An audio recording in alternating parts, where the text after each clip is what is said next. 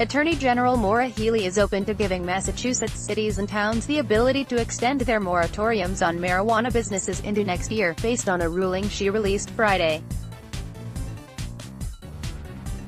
Jim Borghesani, a spokesman for Yes on 4 coalition, which advocated for the legalization of recreational marijuana, called Healey's ruling a devastating setback for a voter-approved legalization measure that has already seen significant delays.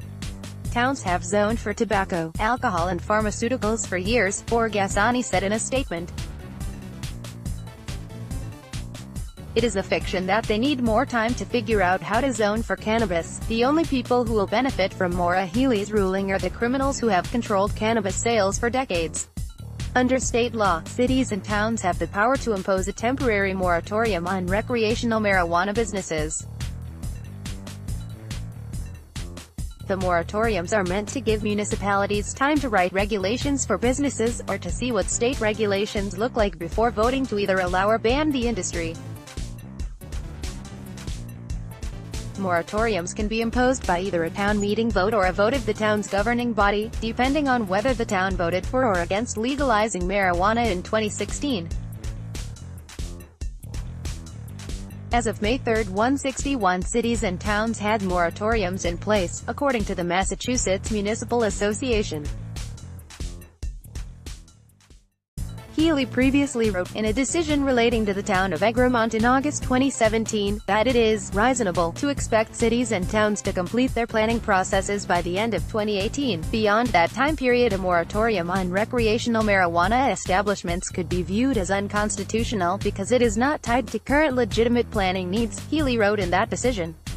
The Boston Globe first reported Monday that Healey wrote a new decision allowing Mansfield to extend its moratorium through June 2019 without another town vote. A spokeswoman for Healey said the Attorney General will continue to help implement the new marijuana legalization law as quickly and safely as possible. While many communities have enacted bylaws that will allow marijuana establishments, a small number have expressed a need for some additional time to address implementation of recreational marijuana licensing, sales, and facilities, Healey spokeswoman Emily Gainey said in an email. Given ongoing regulatory activity by the Cannabis Control Commission, such temporary local moratoriums are consistent with state law. Healey's office is tasked with approving each municipality's zoning bylaws on a case-by-case basis. So far, the office has approved 55 zoning bylaws that allow for marijuana cultivation, and 25 more are pending. The Mansfield bylaw allows for retail marijuana zoning in a certain part of town. But the town was seeking to extend an existing moratorium to give town officials time to further study the regulations and develop appropriate bylaws.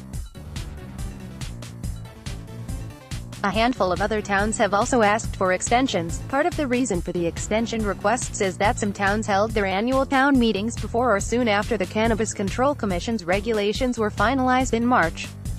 The Cannabis Control Commission also has not yet written its rules for social consumption and delivery.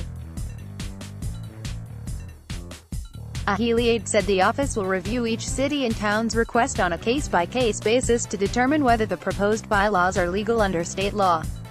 Healey's decision angered some in the marijuana industry, who said there is no reason cities and towns need more time to develop their rules. The Massachusetts Cannabis Business Association, which represents recreational marijuana businesses, said in a statement that Healey's ruling in the Mansfield case has the potential of severely threatening Massachusetts's job-creating, $2 billion industry, subverting state law and the will of the people who voted for legalization over 20 months ago. Jim Smith, an attorney with Smith, Costello. The AG's ruling is remarkable. I rather doubt that it's legal, Smith said. Smith argued that a legal case could be made that any moratorium created or extended after May 31, 2018, once the Cannabis Control Commission had authority under state law to grant licenses, could be subject to a judicial challenge if it is done without another town vote. However, Smith said he doubts any marijuana business will have the money or inclination to challenge a moratorium, instead of simply moving to another town. Smith said if more cities and towns extend their moratoriums, it will send a message to investors and businesses. It does affect the start of this industry and it will affect the growth of the industry, Smith said.